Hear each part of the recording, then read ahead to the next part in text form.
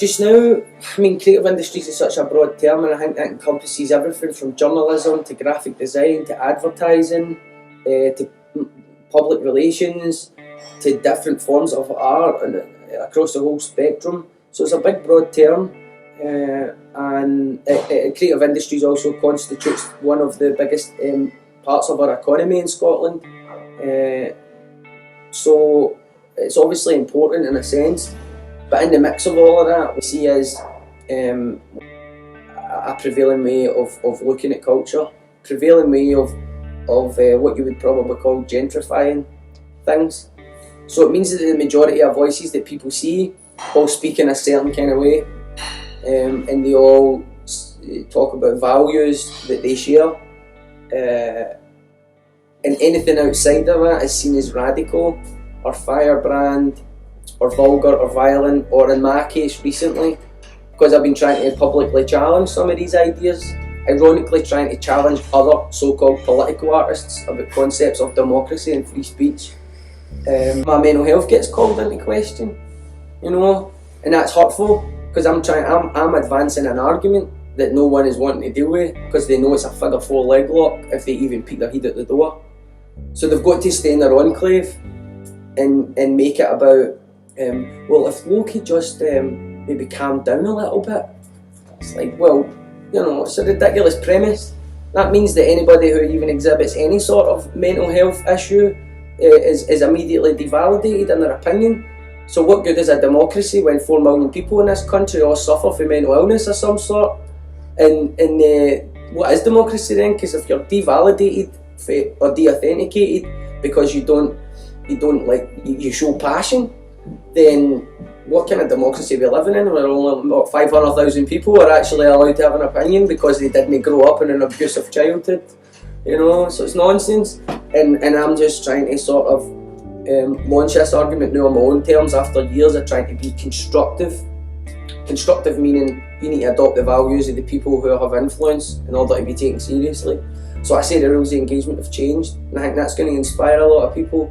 The way I was inspired by people like Tom Leonard or James Kelman, to not just say this is a lot of shite, but also this is why it's a lot of shite and this is why you're not going to get away with it anymore.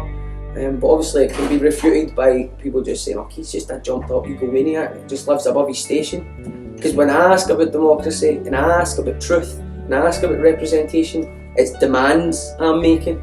It's a stushy, it's a storm in a teacup.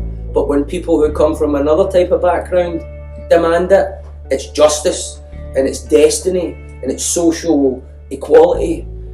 What we're seeing is that people who often espouse those values, it's really a talking shop that reinforces its own legitimacy by not letting in any opinion to the contrary and disarming people who have an alternate opinion. And I'm sure lots of other artists, people like Gary Fraser, will have lots to say about this in a language that's specific to them, because what we're experiencing is at this level of industry where we are on the cusp of industry and we have resistance to it. So if I wanted a career, I could have a career right now, but I know where I need to compromise in order to move on. It's because I won't compromise that I live on the margin, and a lot of artists are the same. You see artists actually just giving up and moving to other fucking countries, do you know what I mean? Just like, fuck this culture. But I'm going to stay here and just say my piece, because I think that we need to get honest with ourselves, especially after all that referendum piss last year where everybody's talking about a cultural revolution, but somehow even if we had got a yes vote, the stuff that I do would still be too edgy. Like, what's the point of me even voting yes then? Who's in charge of culture? Who owns it? Who's prescribing it? I don't accept it anymore, I don't. In the hip hop community, I guess first and foremost I was inspired by people who I would now call mentors of mine, and I always, it's important for me to acknowledge them any chance that I get, because what they done can never be emulated. What they done was took hip hop in an American form and made it Scottish, so that I had a culture to grow up in. So it didn't exist until they done it, so there's real pioneers. And that's people like Big Sace, Big Div, The Bench Collective, Mac 1, Crack Free Media, Scotland Yard, DJ Crash Slaughter, Two Tone Committee, Power Cut Productions, artists that have been going for a long time and had a lot of success as well that the younger artists don't acknowledge. You have a lot of younger artists who just take it upon themselves to try and publicly go after established artists, and I can understand that. That's a form of dissent, but it's important to be very clear about why you're dissenting before you do it, which is something I've always done. So before I actually launch myself into any dispute, I sit and go like that. What part of this is envy, resentment and frustration, and what part of this is a legitimate argument that I'm putting forward? And I'll sit and weigh up what are the consequences, how would they come back at me? And that's not just in rap. Rap trains you for debate. So it's interesting to watch that, because I think some people need to be able to identify allies when they've got them. I think you get a lot of young folk that are being dead reckless. There's a long way to fall when you think you're ascending, especially if you're basing everything on the internet likes and follows that you've got, where half of the profiles are inactive for a start. So when Facebook deletes them, you realise there's 500 people that don't like you anymore, you know what I mean? So I just, I feel like, I find the pioneers, first of all, were inspiring. I'm inspired by the younger artists, some of these dissenting voices that I'm talking about. And then there are artists who, in the hip hop community, there's the usual suspects who are always getting mentioned, and they change through the years. For the last 10 years, I've kind of been one of the usual suspects, and the names change, it's like revolving doors. So there are artists out there who don't maybe get that acknowledgement, who maybe have shown more creativity and more uncompromising art than even people like myself. And those people include Andrew Mackenzie, Sound Thief, and to some extent I want to say artists like Damaged Goods, Freestyle Master, and Bose, who is widely respected, but at the same time, on a wider, in terms of a wider public having an awareness of him. It's not quite there yet, but I think that's because he is very uncompromising about the form his hip hop takes, and it's very elemental. You know what I mean? You won't hear a Bose tune that doesn't have a bit of cutting and scratching on it. You won't see a Bose release that's not got proper authentic artwork, that he himself often creates. So the difference between why we need to respect pioneers so much is because they grew up in an era when you had to be able to do all the elements of hip hop. So you had to be able to throw down on the cardboard, you had to be able to strike a pose, you had to be able to throw your name up, you had to be able to DJ, and you had to be able to cut and scratch and understand the history of the culture, as well as rap, as well as freestyle. So we really can't be dismissive, you know what I mean? Because these guys have got the tools to take us out across the board, you know what I mean? It's just because I think they're more mature and they're trying to nourish young folk by no fucking pulverising them in one way or another.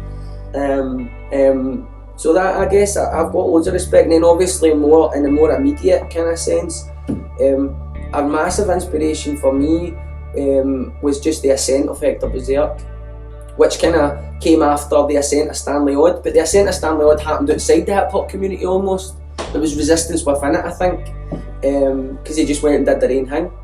And they then got the thumbs up from the kind of wider cultural sphere and the blogosphere and all that, which started creating this safe space for hip hop to exist. Whereas before, whenever I would go in to mainstream now and again, it would be because they needed someone gritty, so it would almost be gimmicky. But then this opened up a space, and then Hector Berserk, obviously I would assume taking inspiration from Stanley Odd in terms of the band idea. They went really minimal with just a rapper and a drummer, and built something up gradually, and now what they do is a very kind of aggressive, unsanitized, but obviously commercially conscious form of music, where they know what compromises to make and why they're making them. And I loved how they applied creativity to not just their music, but their brand, which I think is a wanky thing for me to say, but they had very clever ideas about how, the Hector bus and the Hector flag hanging off bridges on the way to tea in the park. And that really inspired me when I approached my last project, GIMP, because I suddenly realised I can apply creativity to every area of what I'm doing. but make it specific to me, and that paid off for me, considering I don't have a band to share the burden or the risk or the spoils, if there are any. It's I've got a label now and they're very supportive, but up until that point I didn't have that support. But it helped me become more self-sufficient and confident, and I love the fact that Hector just like that will kick the fucking door down if you don't open it. It reminded me